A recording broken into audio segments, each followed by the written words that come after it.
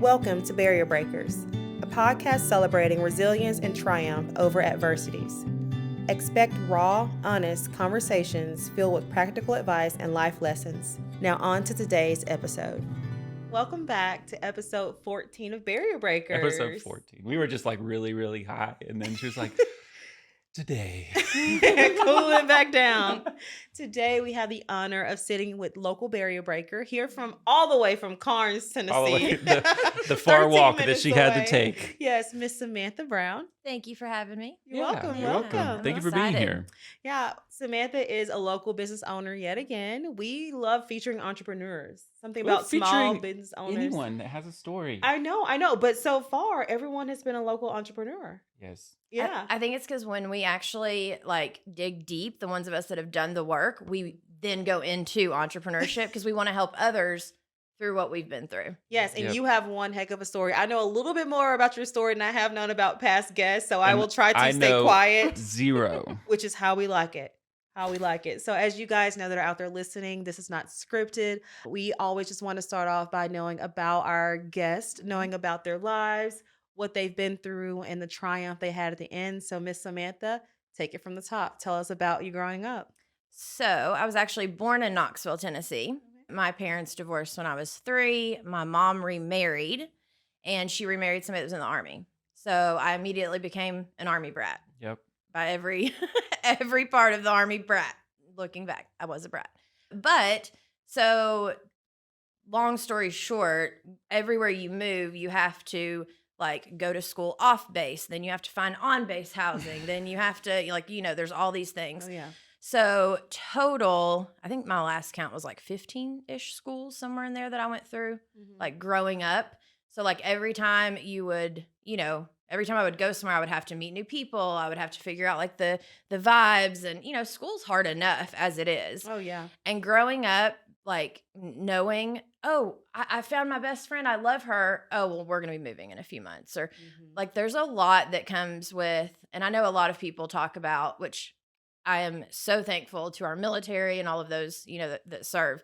And people talk about the wives too, which is true. But the kids, the kids go through a lot. When you're growing up in that environment, there's a lot expected of you because, you represent your military dad or mom or whatever. Yeah. And then on top of that, going through all your childhood, traumas and different things at the same time, knowing oh, we're going to be moving again, or this is temporary. Nothing ever felt solid, I guess is a good way to describe my childhood. Yeah. Yeah. At what point did your dad leave the service, or did you guys always move throughout your entire school? Yeah, throughout my entire school. He finally, quote unquote, retired as I was going into high school, but then I actually moved, and that was my stepdad, and then I actually moved back in with my real dad.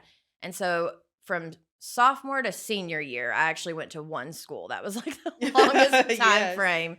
But yeah, so it was majority of, from age 4 to 15 or somewhere in there. I love it. Yeah. And where were you guys living? Were you based out of a certain state and moved around on deployments, or? Yeah, no, it was all up and down the East Coast. So because I came from a divorced family, my dad, who lived here locally in Tennessee my whole life, he, in the agreement, they could not take me out of the continental U.S. Yes. And so at one point we almost went to Hawaii and a few different places, but because of that, they weren't able to do it. So everything was Maryland, Georgia, Virginia, West Virginia. Yeah, just all up and down the East Coast. Yeah. Yeah. I love it. So how was life after high school? After high school, I had no clue who I was. Not a clue. And coming from a divorced family and on the fact that I was constantly moving, and you almost learn to become a chameleon. Yeah.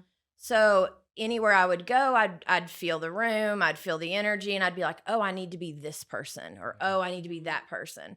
And so very quickly I realized I had no idea who I was. Yeah. At all. And growing up, I some of my family members loved God and went to church, but they weren't it was never taught to me.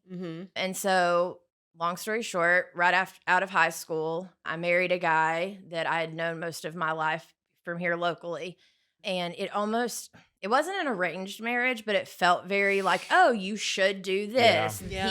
He's our family friend's Mhm. son, and it would be fantastic if you all got together. Of And course. Yeah. yeah, so Convenient. right, yeah. Mhm.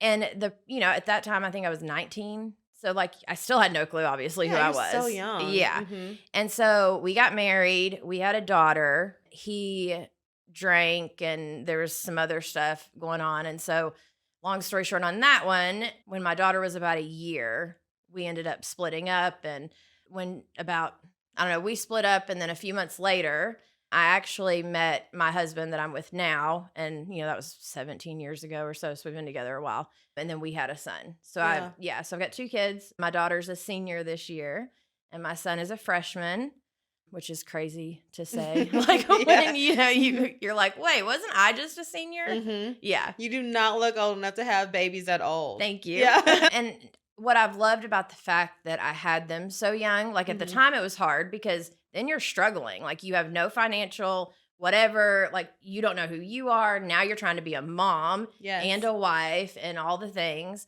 And so everything that I've had to learn and incorporate like into becoming who I am and into becoming an entrepreneur and into becoming all these things really started after I met my now husband. One of his standards or his thing of like, if we're going to get to, be together is that we're going to go to church and we're going to love Mhm. God. And I'm like, well, what is that? Like, I didn't understand Yeah. at the Yeah. time because I didn't know God at that time. Mhm. I had heard of him. Sure. I knew what people told me about him, Yeah. but I did not know him. That's good. Yeah. And so, so after we got married, I'm like, okay, let me figure out. Like, I want to know for myself who God is. Mhm. I don't want to know what other people say. Like, God, show me who you are. Yeah. Good.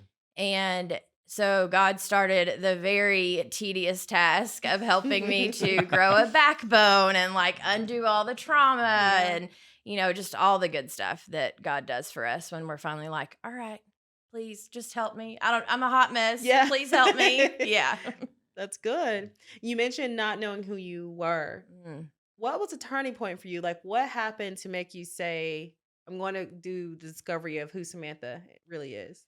Yeah. So whenever my first husband, I mentioned he was an alcoholic, Mhm. and that was very traumatizing because growing up, my stepdad also, like being a military guy, they drink a lot. And, that's just kind Yeah. of the environment that you grow up in.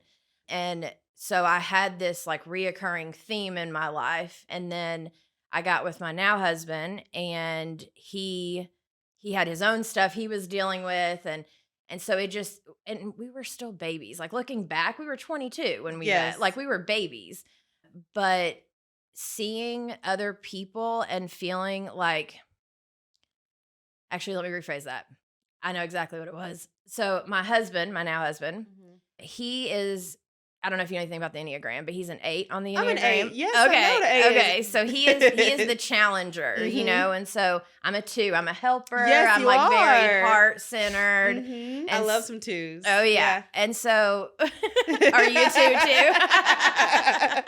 Yeah. And so as knowing that now, but looking back, there were these things I was doing about being a chameleon that Mhm. I didn't realize at the time. Like I would exaggerate things, or I would like hold on to a lie like it was the truth, even knowing it Perceived wasn't. truth. Yes. Right. Yes.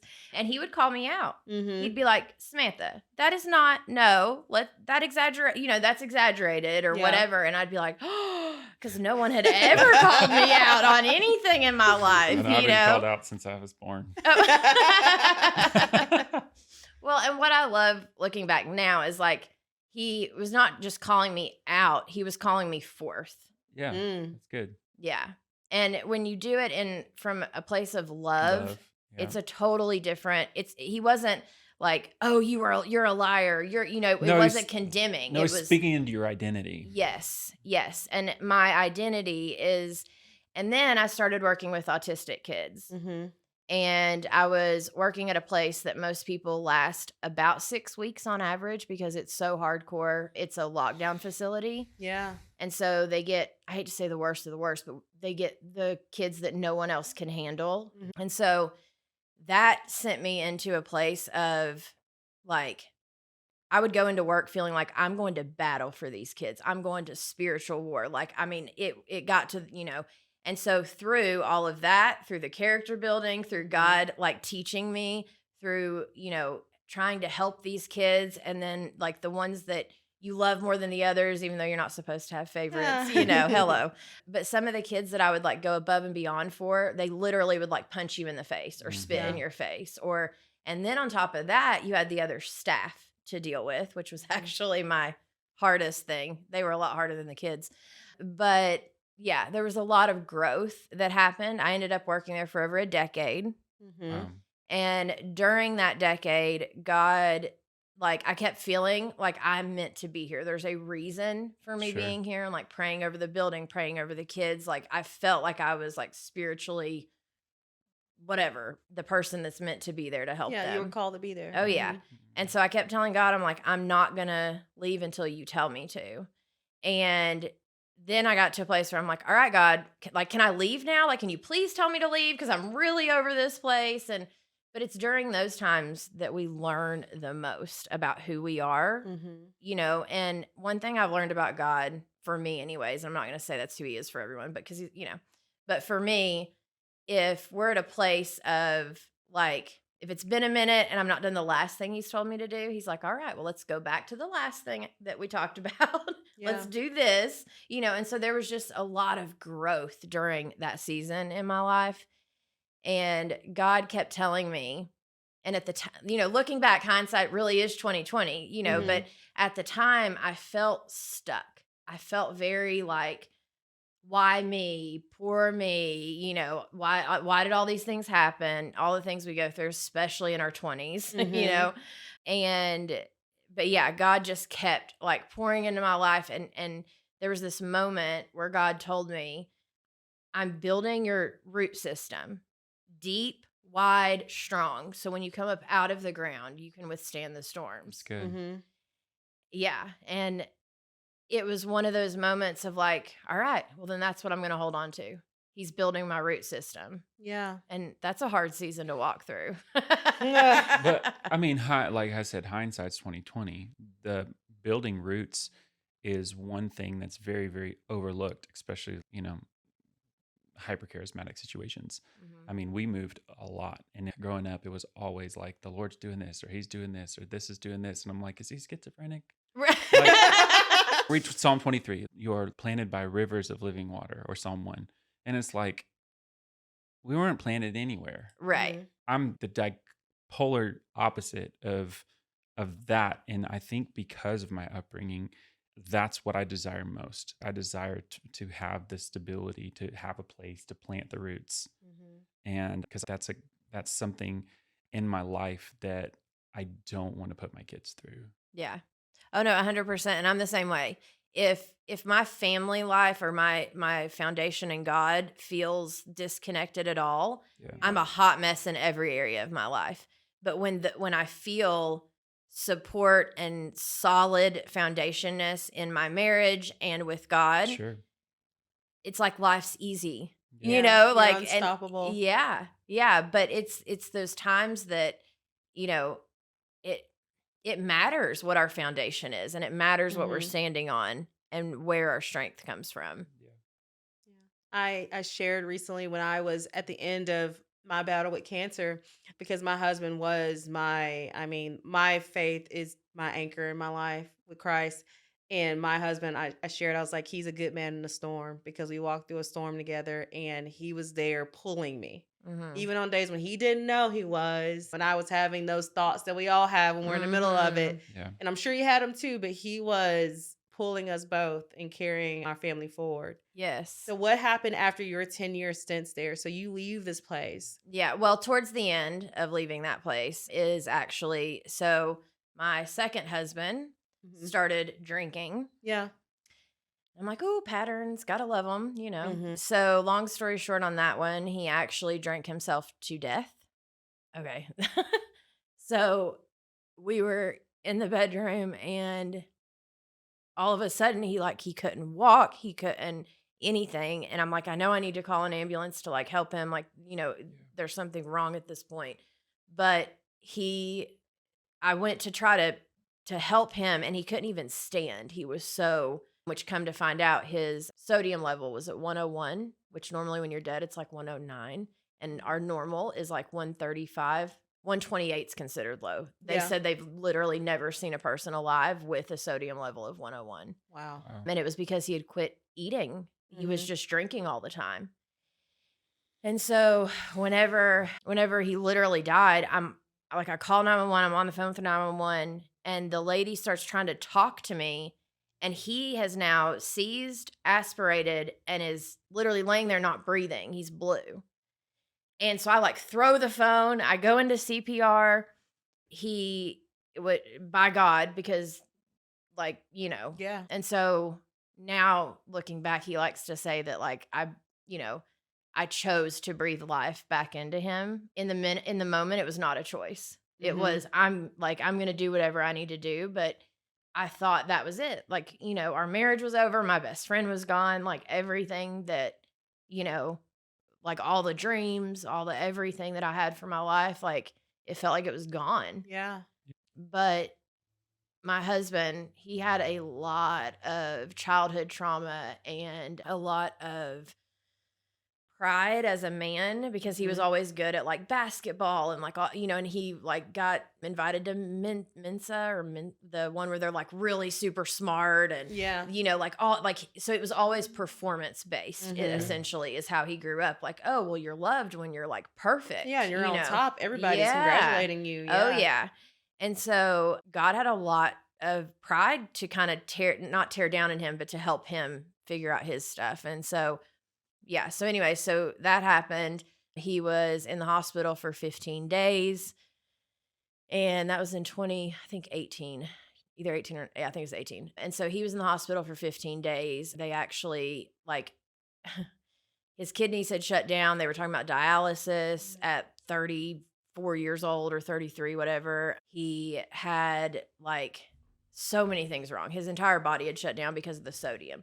So then they're like, well, we need to give him fluids and sodium, but if we raise his sodium level too fast, it could cause brain damage. Yeah.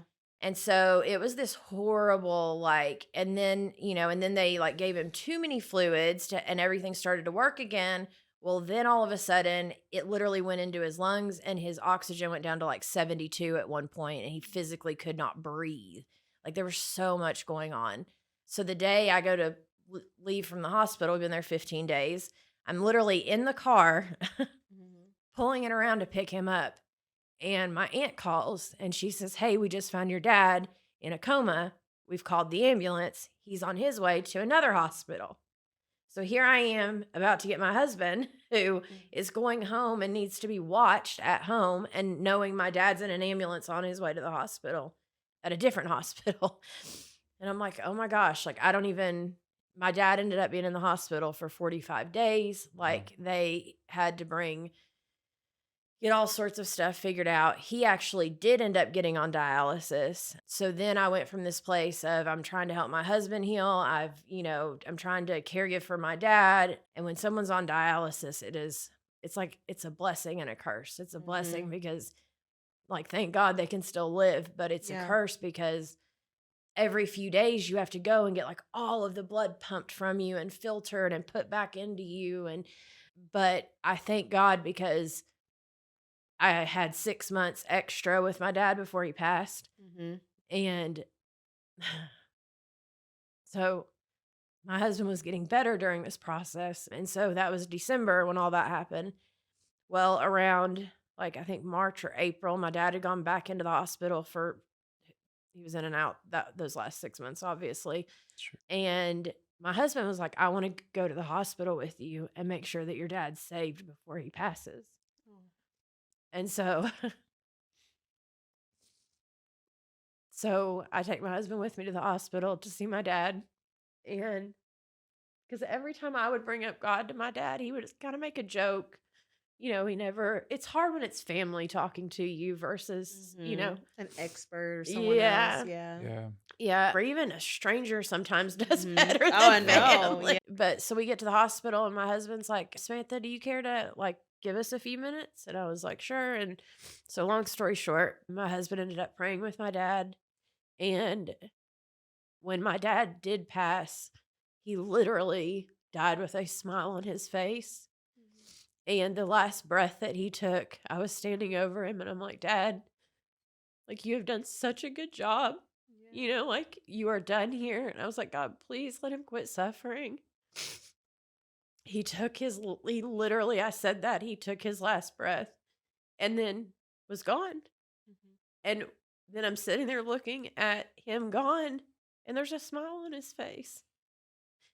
And I know that I know that I know that my husband, walking through what he walked through, praying with my dad, led to that moment of, if I hadn't saved my husband, would my dad have been saved before he passed? Like, I don't know. Yeah.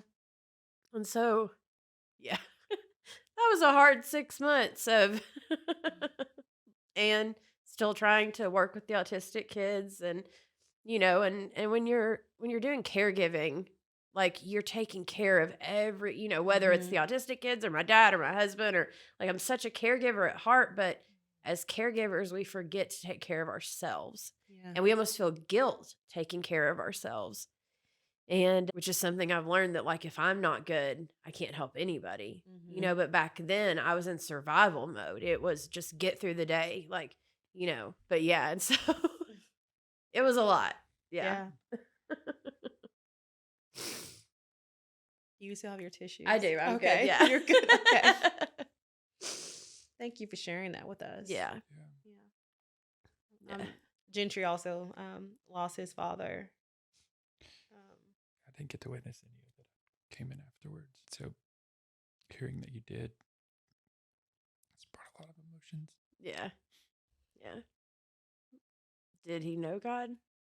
Yeah, he was a pastor his whole entire life. Yeah. I grew up in and around churches, and yeah, he was a very, very amazing person. Very, very gifted. Didn't know his own worth and didn't believe in himself. Mm. But yeah, I came in. I found him after the fact. So hearing that you got to be with yours, Yeah. it's a little much. Yeah. I'm sorry. I do know, though, holding on to that one thought of, I know I'll see him again, Yeah, is the only thing that has gotten me through. sure. Yeah. Yeah. And so that's what I would offer you, is just, because I know, I mean, I'm not sure, but, like, it's traumatic when it's family and when it's, death or on death's door or going through, Yeah, like, it's a very traumatic, all encompassing, sure. time in our lives. But it's the one thing we all have in common. Yeah. Yes. Like, Yeah, for sure. Yeah. yeah. Yeah. At the end of the day, when you strip us all down, we all have that one defining moment, whether it's trauma of any kind, like you said, death, sickness, losing company, financial stuff. We all have that truly makes or breaks us. Yeah. And it can what I've learned is that it can break us in the very best way possible. Like, Mhm. the breaking, God is he he's fantastic at taking those broken pieces and being like, give them to me. Mhm. Let me. And when, if we were to try to put something broken back together, it would look a hot mess trying to be glued or whatever. Yeah. But for him, it makes it more magical. I feel like it's more like he's more in it than he Mhm. was before it was broken. Yes, absolutely. But that's the way that he operates. Absolutely. There's Yeah, he beauty came for in- the sick, right? Mhm. And if we don't know that we're sick, or we've not walked through something that makes us emotionally, physically, spiritually, whatever, sick, then who do we have to turn to? Yeah. Like, why would we even turn to him in the first place if we haven't walked through the hard things? That's the beauty in the restoration. I was a part of a lot of, and I still am, I mute them now and again, but a part of a lot of different support groups. And so many of the women talked about their relationships ending with their spouses or boyfriends because of this time in their lives battling breast cancer. And I'm so thankful to God that throughout that whole time, Aaron and I just grew closer. And I feel like our foundation and relationship, we're just so much stronger for it. Like, come hell or high water, I know that we'll both ride out for each other. Yes. And while, if I had to choose, I wouldn't have gone through it. Of course. But, looking back, I'm like, thank God that this solidified that I married the right guy. That he was Yes. truly, when I said my vows on our wedding day, he really was hand chosen by God for me because this man did not walk away. And he does not turn his head from my scars. Hmm. And he still loves me because he knows that I am still Brittany. Yeah. Okay. Oh yeah. No, my husband definitely had to teach me that, like in the self-worthness, like his heart has always been pure, which is what Mhm. attracted me and him in the first place. And he's very good about reminding me and helping me see like my worth and like Yeah. my like the value that I bring. And being a two, we like Mhm. to, it's nice to hear those things, and we sometimes put too much of our worth in what other people think or in, yeah, just a little. Yeah. I'm interviewing someone for a position at my company. And when I got her Enneagram and her DISC profile back, I was so happy to see she was a 2. Mm, And yet I did have to remind this young woman, I said, do not let any of us walk over you. Because yes. us 8s and us personalities, we don't mean, some people do. I know I Some don't people mean, do. some people do. Let me preface it by saying, I don't mean to throw off task to someone.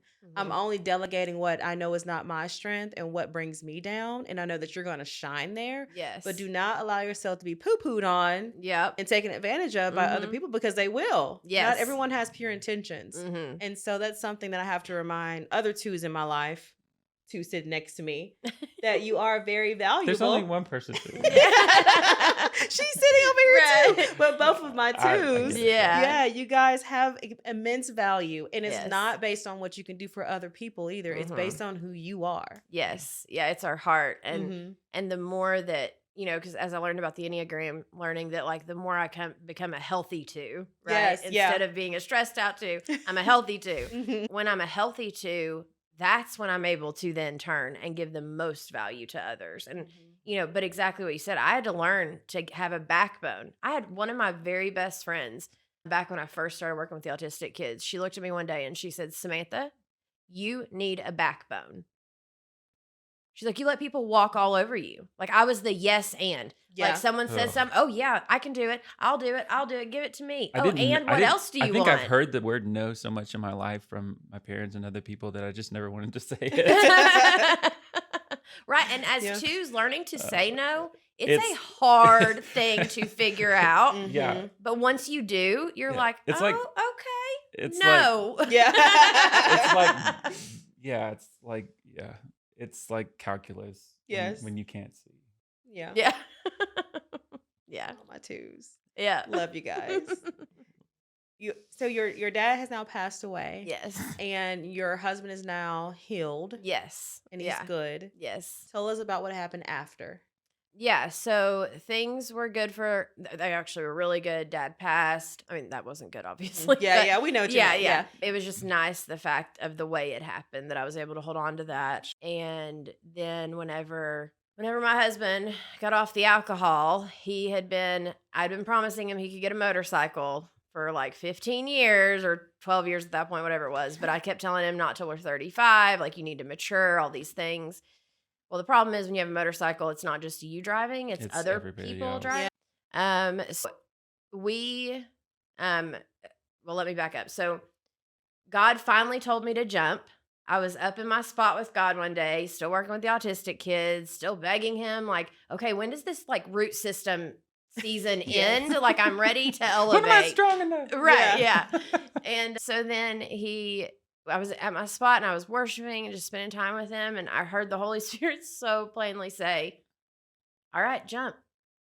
And I was like, "Oh, no. Okay, hold on. Now, first off, where am I jumping to? Why Yeah. am I I jumping? need the context behind. Yes, I need the context yes. behind this. Yeah. And essentially, I ended up having to quit my job without like a plan, because the second God told me to jump, and it was like the grace came off of me, and kids that I had watched for 8 years that would literally punch past me to other people all of a sudden started punching me. Yes. And I'm like, okay, God, like you're definitely making sure that like, because I'm such a committed person, I'd be like, oh, well, I mean, God said jump, but maybe later, or like, I've got some kids I still need to take care of, whatever, all the excuses. And So, yeah, so I ended up quitting that. We started the organizing business and did all my research and all that good stuff. And when I first started the business, me and my husband decided to do it together. He was going to do the handyman kind of work, Mhm. and then I was going to do the organizing. It was fantastic.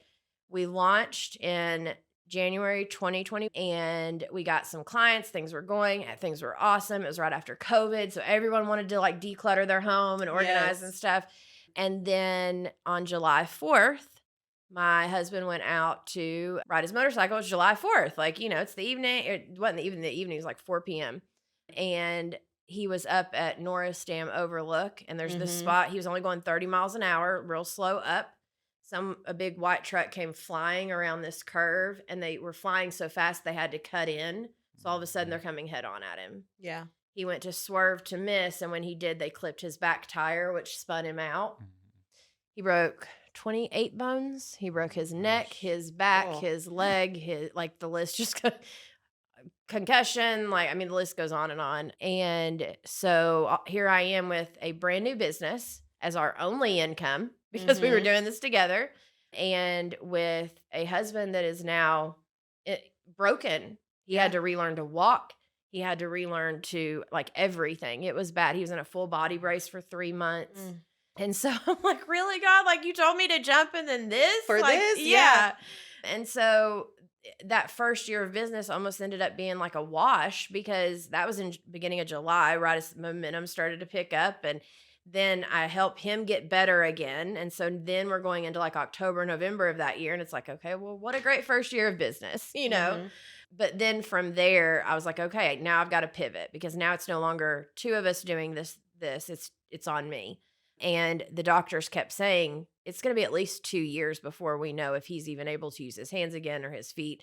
Like, we'll know a little, like, as time goes on, we'll know. But at the 2-year mark is when he'll be the best that he'll be for the rest of his life, kind of thing.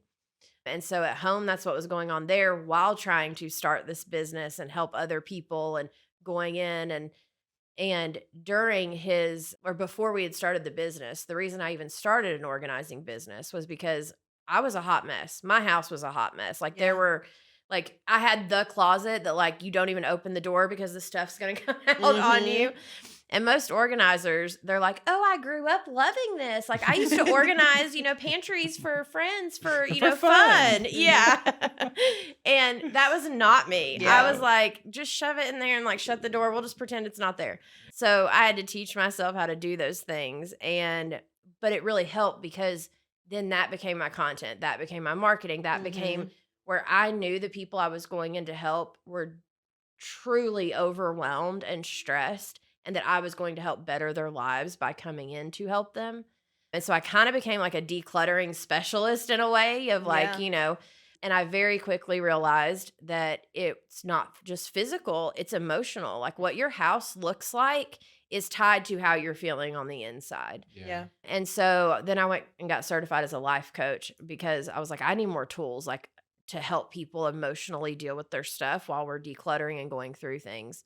And then, yeah, so while he was getting, healing, I was getting my life coaching certificate. I'm like, Yeah. I'm at home. I might as well be doing something This is recent too. This yeah. isn't like 2021 wasn't that long ago. No. No. Wow. And so, and I know that's where my hard season with God, because he kept telling me, if you'll just wait, keep growing, keep doing the roots. So Mhm. when I bring you up out, it can exponentially, it can be like on top of each other, pressed down, shaken together, overflowing Yeah. kind of thing. Yeah. And I kept being like, God, how are you? What do you I've always worked for $10 an hour. I've always been, Mhm. barely making ends meet, in debt, all these things. And yeah, so from, he just had the 2-year anniversary of his wreck. And so essentially from that point till now, I've done the organizing business. I've started a podcast. I now teach others to do the same because I have such a frustration, and nothing against other people that do organizing. It's fantastic. It's great. But everyone thinks about the people that want the Pinterest perfect pantries and those types of things. And Like, what about the everyday person that just like is Who overwhelmed? doesn't want to take pictures of their pantries and post them Right. online? They just Yeah. want it to be functional and they want to be Yeah. able to know where the groceries go when they bring them home. They don't want to take the time to pour them into bins and pot. Like, Oh, yeah. yeah,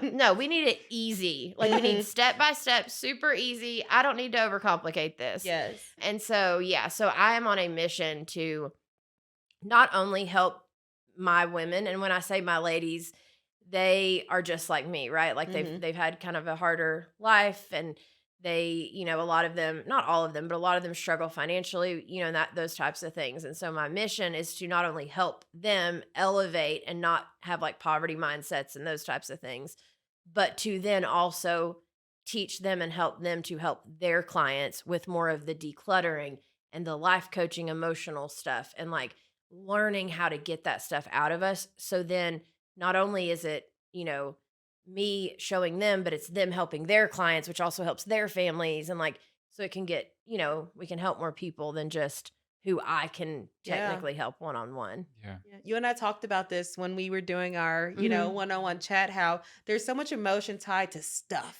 Oh yeah. And there was some stuff that when I moved from my first home and I moved into the one I'm in now with my husband, where I was like, I haven't touched this stuff in 2 years. Why am I dragging it?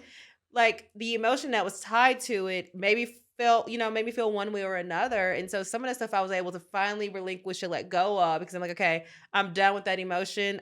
I'm past that. Yeah. So I know other people are also the same way. And it's how people become hoarders. Yeah. They tie something emotion to everything. Yes. Yeah. Actually, I have a lady, and God bless her. I know she won't care that I share this, and obviously not a name, but she calls herself my nightmare on Holston Hills. Like, that's what she calls herself. Holston Hills is a beautiful community. It's a beautiful Yeah, I love community. Holston Yeah. Hills. And I love her as a client, but at this point, we've been working together about a year, Mhm. and we've been taking it very slow. And like, but she, what we figured out actually I figured it out a while ago, but what she finally come to the figured out realization of.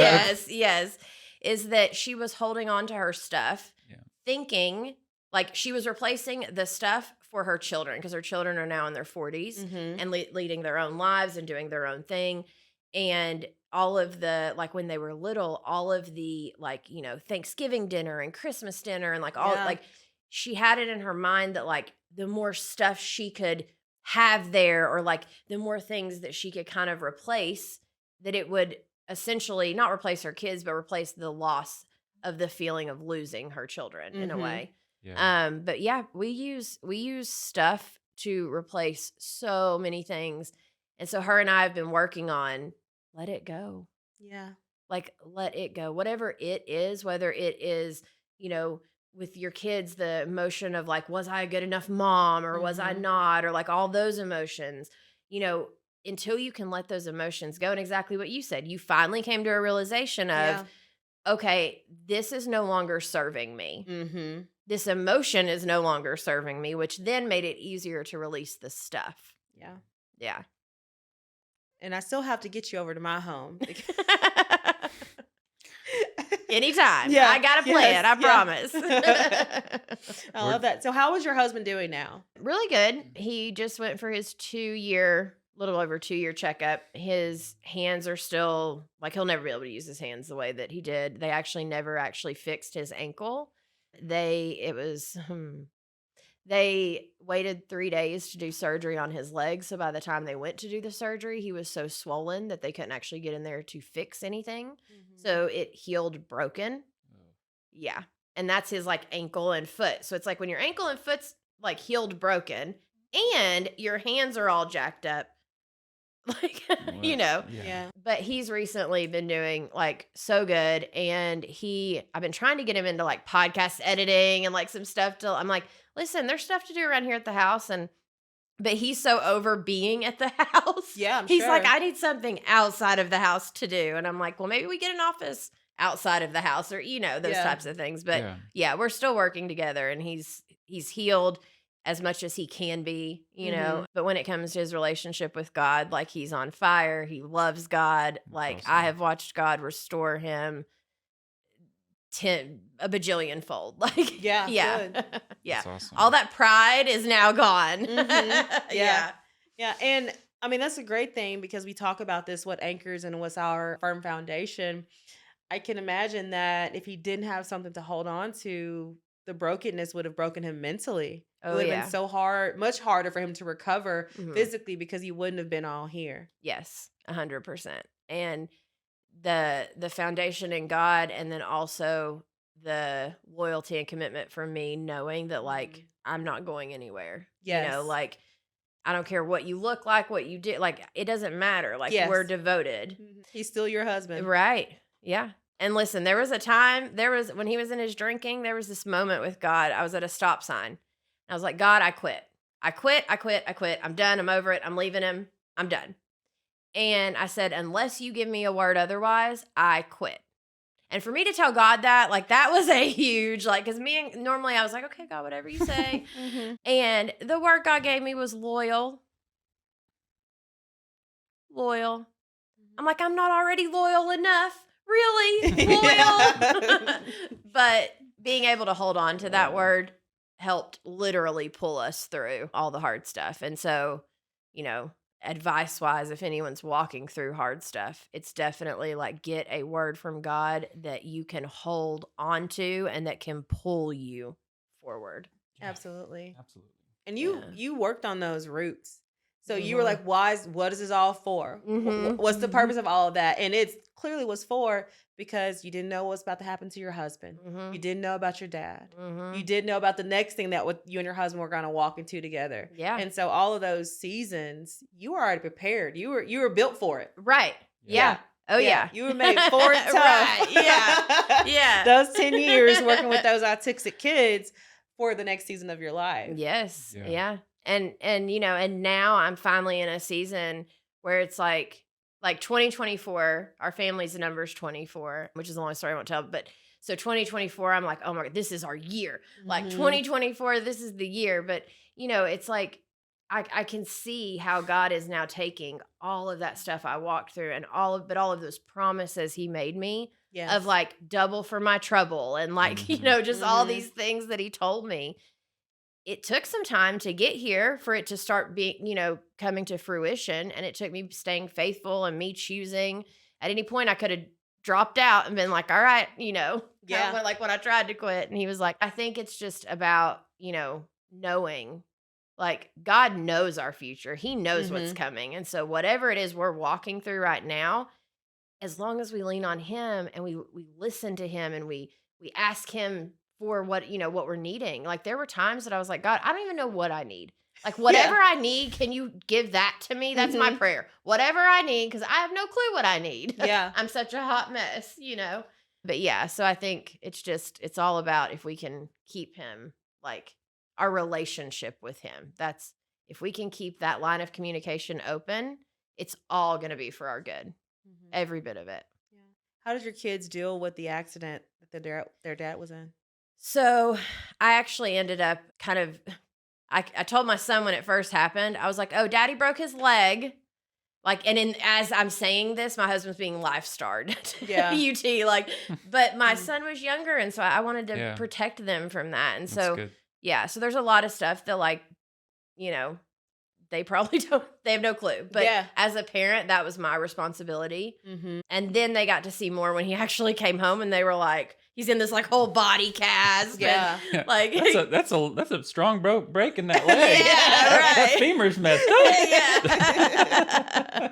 Yeah. Yeah. Were they there when you did CPR years prior? No. Okay. No. Well, they were I don't remember if they were there that night or not, but I believe they were upstairs because the house we just recently moved, but the house we lived at before, they had the upstairs and Yeah. our master was downstairs.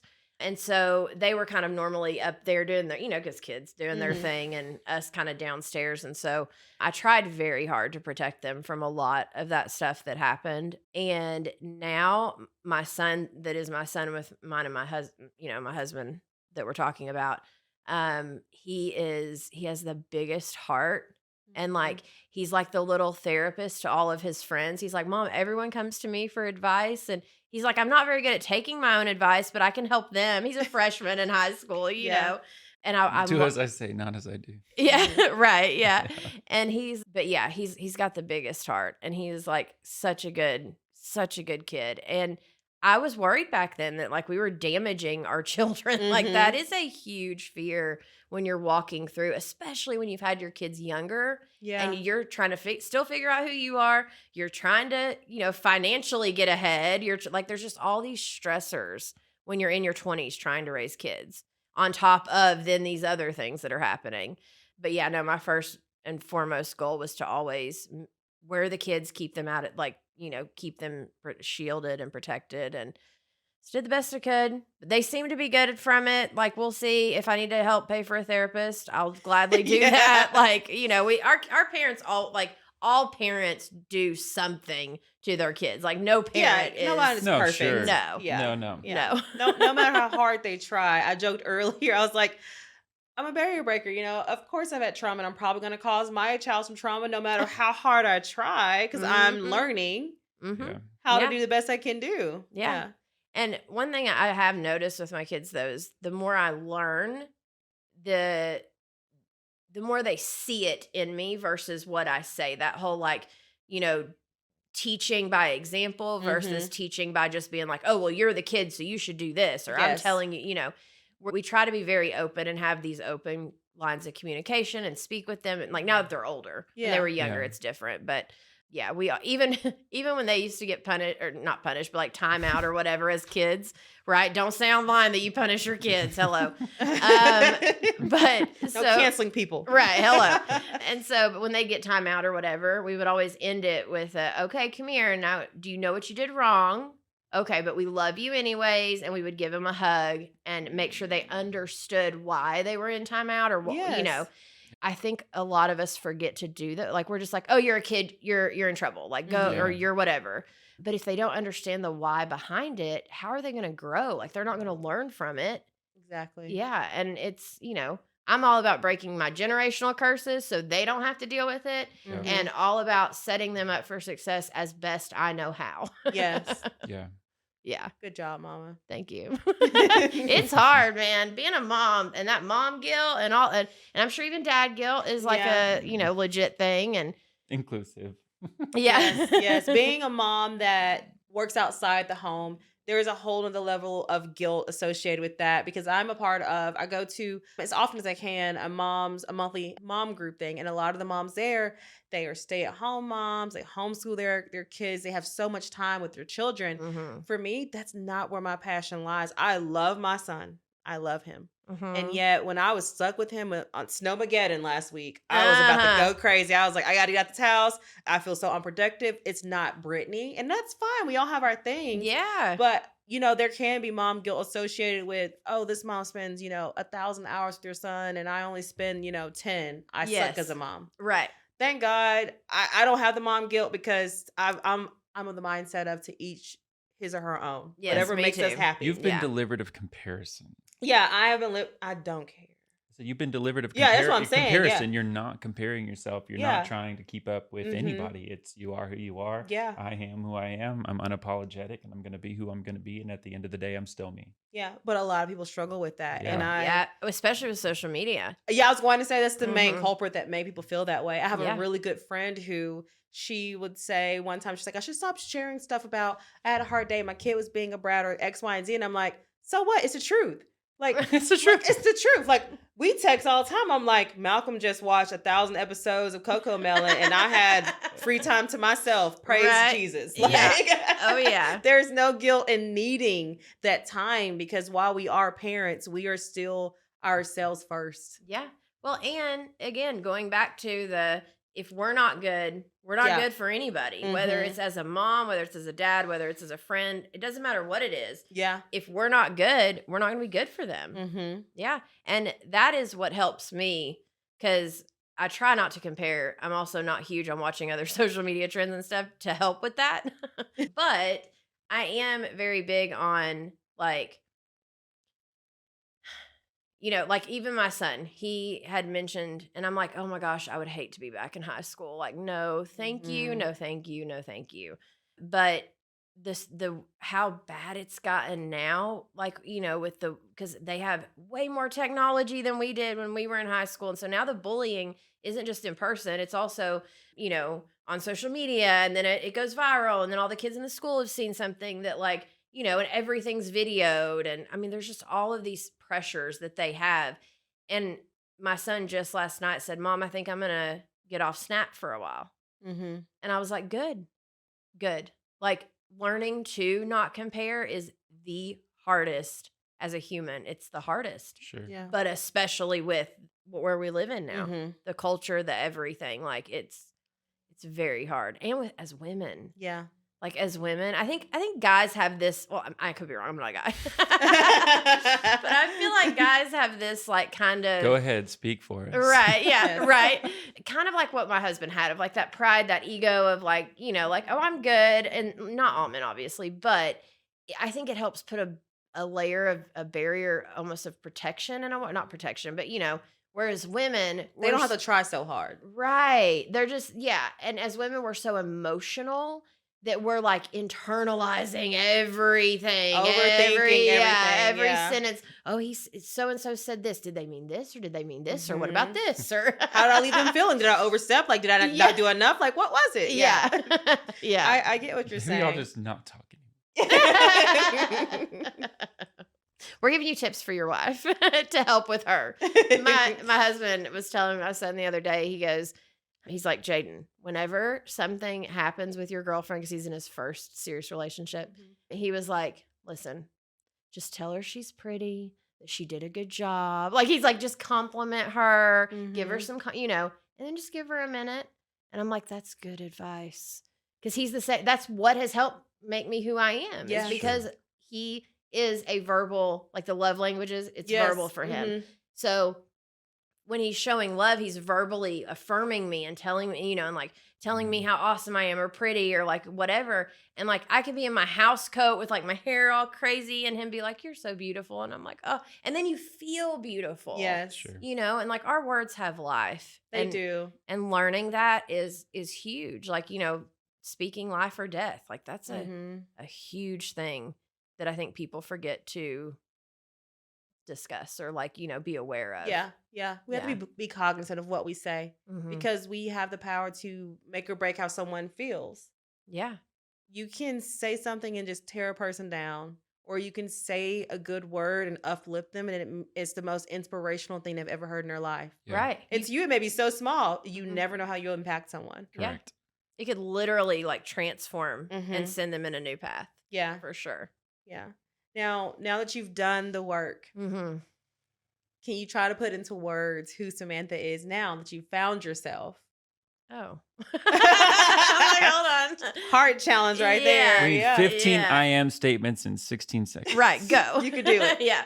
Yeah. So now Samantha is someone who has first and foremost fallen in love with God. That's first and foremost. She has walked the hard stuff and learned how to take the broken and allow God to turn it for good. But then knowing that we still have to do the work, but when we do the work, we are then able to turn around and help others and bring them. Like kind of the mantra that runs in my head a lot is follow me as I follow Jesus. Like that's my goal. That's my for my women in my coaching, for my clients that I'm helping, for my whatever, I always want to make sure that I'm helping and leading and guiding in the correct way, Yeah. because I would never want to guide someone wrong, and Samantha now has learned about comparison, has learned like so many life lessons, but I see now how God took every bit of that in the ground root system building, like, and is using it. Like it's now coming to light. It's now coming, out. And I'm just thankful. Yeah. I love that. I'm going to throw it over to Gentry as we wrap up this episode. What have you now learned, or who is Gentry? Who am I? I know we did episode 3 all about Gentry. No, but I know what you're talking about. Yeah, I know. You weren't prepared? I wasn't prepared. You should have. Come on now. 15 I am statements in 16 seconds. Go. I am who I am. I'm unapologetically me. I'm the only one who's ever been me. I'm the only one who's ever going to be me. And I've had to come to the realization that that's okay. Like, it's okay to be me. It's Like, good. I don't have to apologize for being me. Mhm. My gifts are my gifts, and your gifts are your gifts. And you can't have my gifts, because even if you had my gifts, you wouldn't know what to do with them, because they're Right. not yours. Mhm. I'm snapping, by the way, for the people that are listening. I mean, and it's not from a place of arrogance. It's Mhm. from a place of acceptance.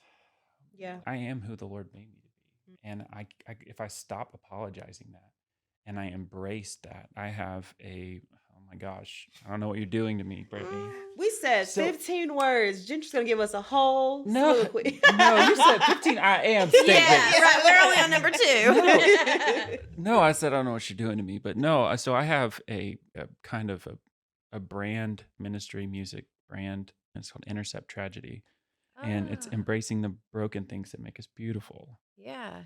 And it's kind of a work in progress, getting started, but You give me a whole side you told me I eye. never talked Speaking about it into that. existence. Yeah, There you Yeah, go. yeah. Yeah. It's that Romans 4 life. I know. We Yes. talked about Romans 4 last night. We did. Yes. Yeah, so that's who I am. I'm me, and I'm okay with it, and I'm done apologizing for it. I love it. I love it. Yes. That is beautiful. And it literally, which is, I feel like, is why earlier when I was talking about those broken pieces, when we try to put them back together, but God's in the middle, like, I feel like your music, your whatever, like, that is what, like, it's going to be so powerful because Yeah. it's taking those broken pieces and allowing God to create, like, glory from it. Mm-hmm. That is huge. Congrats. Thank you. Yeah. Who are you? Oh, man. I was about to wrap up the episode. You can't wrap it up. You can't throw it on spotlight and then be like, I looked at the camera. I was like, I'm about to wrap this up before they try to get onto me on this. You know, I am. It's going to sound so cliche. I am a barrier breaker. that's good. Yeah. That's why we're here. That's why we're here. I'm a barrier breaker. I now know out of brokenness and emptiness and trauma, brokenheartedness, abandonment, addiction. Ugh. I know out of all of that, there is still beauty and glory and goodness that can come out of the rose that grew out of concrete. Yeah. I'm a barrier breaker. Yeah. And I also am firm in the understanding that while my story, your story, Samantha, your story, Gentry, may inspire other people, it is not our job to carry their load. That's We good. need to make sure that they hold their own. Yeah. Mhm. But we can give them a space for vulnerability. Sorry, We can and empathize. accepting them. We can empathize without emulating. Exactly. Yes. Ooh, Everyone yeah. needs to hold their own. They have their own strength, their own God-given talents. Mhm. And we could bring them along with us, but they got to do the hard, heavy lifting work themselves. Love it. Yeah. So Yeah. everyone can become a barrier breaker, people. Yes. It's not a Yeah. special club. One size fits all. Right. Samantha, thank you so much for taking Yeah. time to sit with us today. Tell So us your cool. story. Yeah. I'm so glad your husband is now Thank you. healed Yeah. and you guys have a thriving business Mhm. Yeah. despite of. Yes. And real quick on the name, because you're talking about being a barrier breaker. Mm-hmm. So I named it Love, Laugh, Organize. Mm-hmm. And people are always like, they either love it or they're so confused by the name. Because it matters the name you name something. Yeah. Yep. And it's that whole live, laugh, love thing that was going on for a while. But I'm like, first you need love, but then we've got to have laughter. Mm-hmm. We can make this fun Yeah. and then we'll organize. But love's first and then enjoy the journey. Mm-hmm. Yeah. Like, enjoy the journey. Yes. Yeah. Yeah. Well, thank you. Yeah. We've Thank been- you for having me. We've enjoyed hearing about your journey. It'll resonate with a lot of our listeners out there. I love it. Yeah. Yeah. Well, and shout out to my ladies because I'm going to, post this on all my stuff too. Yes, love it. But yeah, and the podcast is Pro Organizers Coach. If anyone wants to go listen, I would be so appreciative. Yeah, we'll do some cross tagging there. Yes, Love absolutely. it. Yeah. Well, thank you for your time again, Samantha. Thank Thank you you for guys having for me. listening. This has been another episode of Barrier Breakers. Until next time.